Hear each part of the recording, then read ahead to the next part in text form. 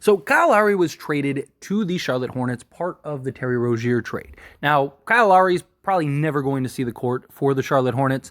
Charlotte is looking to potentially trade him. The hope is that they can find a suitor. But the problem with that is that for the type of player and salary that Kyle Lowry is making, more likely than not, it's going to be one of those deals where the Hornets have to take on some like long-term salary. However, maybe that's the direction that they want to go. They're kind of looking to hit that reset button, kind of build around a LaMelo Ball as well as Brandon Miller. So maybe they are willing to take on some long-term salaries if they can yield, a first or something like that, right? So I definitely think it's not out of the realm of possibility that the Charlotte Hornets are able to find a suitor for Kyle Lowry, but more likely than not, he is going to end up being bought out. He's making almost $30 million, $29.6 million this season, and then he's an expiring contract. So more likely than not, he will be bought out by whatever team. Even if a team does trade for him, more likely than not, that team's probably going to buy him out.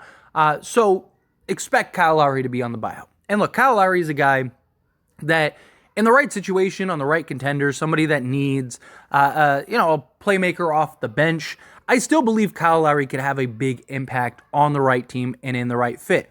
Obviously, he's older now. He's 37. He's not the player he once was.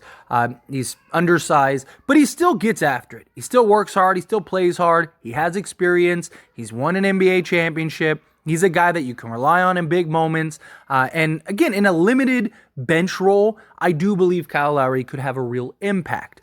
This season for Miami, in the 37 games he played, he started 35 of them, played 28 minutes per game, shot 42.6% from the field, 38.5% from three on 4.4 attempts. Again, could provide some shooting, and then shooting 50% from 2-point range, 83% from the foul line, averaging 8 points, 4 assists, 4 rebounds, 1.1 steals, and half a block. So again, in a limited role, this is a guy that could be a great complement to the right team.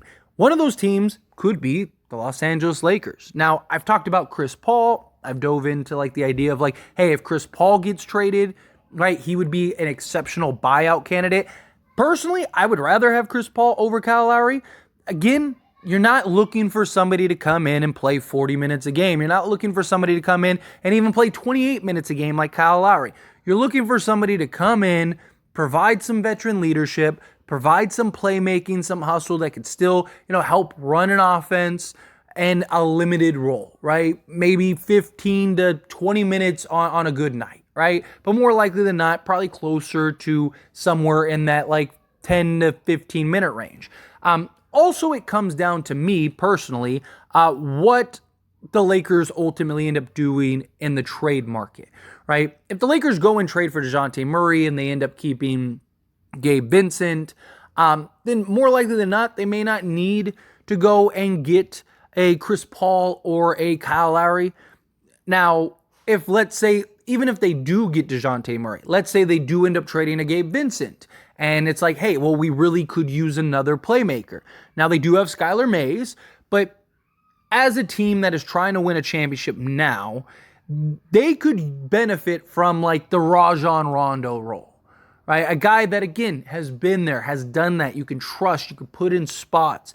He's going to make the right play. He's going to make the hustle play. He's going to take care of the basketball. He's not going to do anything too extreme. He's not going to try to, prove himself in a moment. He's going to do whatever's asked of him in a spot to help you win. And I like the idea of Kyle Lowry in that role. Because, again, he has shown that he can still play. He has shown that he's a guy that could still get after it. I mean, imagine him on the Lakers coming off the bench and giving you 8, 4, and 4. Again, that's all you really need. And then you just have that random Kyle Lowry game where he goes off for 15 or 20. Right? And you're just oh, hey, we just won this game and we didn't need LeBron and AD to go give us 50. Right? That's still a real possibility. You saw it last year with Lowry, right? He's a guy that can hit big shots at big moments. He's not afraid of the moment, right? Get after it on both sides of the basketball. Obviously, again, he's not the guy he once was, but he's still, I think, a very serviceable backup point guard. Now, if you're asking him to come in, play 30 minutes a game, and you need him to basically be your starting point guard, then no, I don't think that makes any sense, right? I don't think that he's in that I don't think he's in that capacity anymore.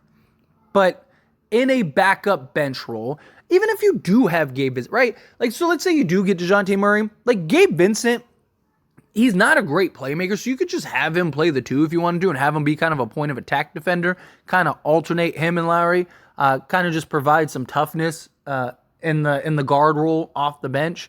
But me personally, I'd kind of lean towards, okay, we've made this trade, we unloaded D'Angelo Russell, we ended up trading Gabe Vincent.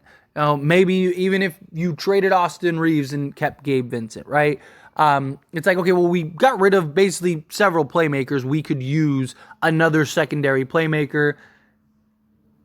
It just doesn't make sense to go get like a young, bring him in, give him a shot right now, right? Because the Lakers, again, they're trying to win championships.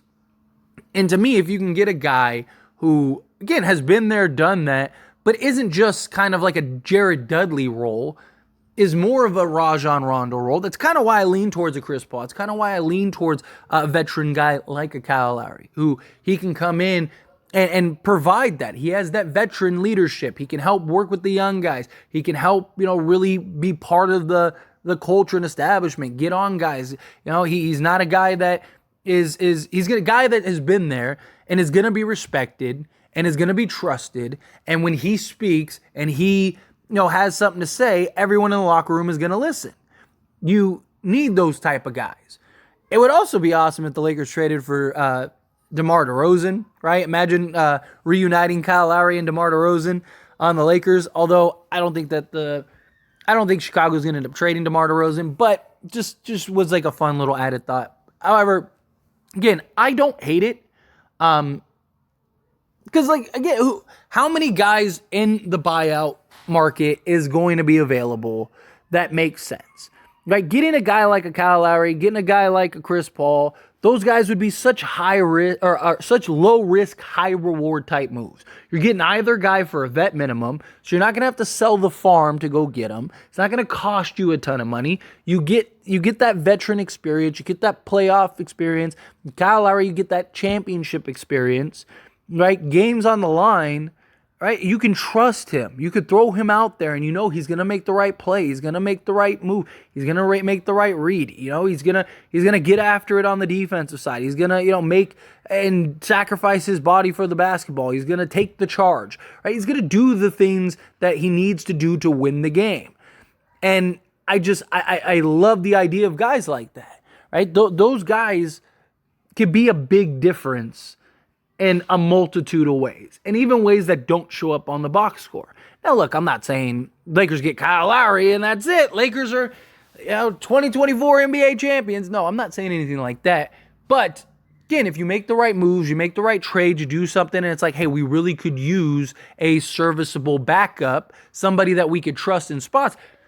You could do a lot worse than Kyle Lowry. He's a guy that, again, I fully would trust and believe in. I would genuinely be excited if the Lakers brought him in. Because, again, you bring him in for a vet minimum. Right? If the Lakers were to trade for Kyle Lowry, I'd probably lose my mind. Right? Because he's just not that guy. But getting bought out, signing with the Lakers, that to me makes all the sense in the world. Right? Because he's a guy that he's going to play whatever role you need him to. He can play any role you need him to. He's shooting 38% from three, so it gives you some three-point shooting. He's averaging 1.1 steals, so he's still getting after it on the defensive side. Right? He's a guy that is known to sacrifice his body. He's going to bring a winning environment with him. He's going to bring that Heat culture and stuff. There is the concerns of the, with the Heat and point guards, right? Like think Kendrick Nunn, Gabe Vincent, but to be fair, Kyle Lowry wasn't always a Heat, right? He was a Raptor for a long time. But, I like the idea of bringing him in. As always, this is a discussion, so do you feel the same way? Let me know down in the comments below. Are you all for signing and bringing in a Kyle Lowry off of a buyout? Again, buyout, not saying trade or anything like that. But do you like the idea of bringing him in on a buyout? Would you prefer somebody else? Do you want to go the younger route? Are you in the camp with me where it's like, no, I love the idea of a vet guy come in, ready for the playoffs. You could trust him. You could believe in him, right? He's a guy that, even if he doesn't play in the playoffs, is going to be ready, is going to stay ready, that kind of thing. Or do you want the younger route? Do you want somebody else?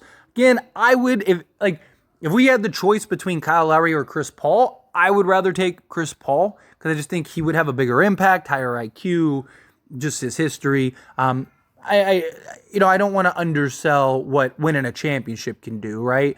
And Kyle Lowry doing that. But also, if the Lakers win a championship, I'd love to see CP3 get one of those. But again, however you feel, whatever your thoughts are, I would love to hear it. So let me know down in the comments below. That being said, if you haven't liked this video, hit that like button. Helps me out a lot. Lets me enjoy these types of videos, and I truly appreciate it. If you're not subscribed to the channel, hit that subscribe button. Turn on the bell notifications. Appreciate y'all. See you in the next one.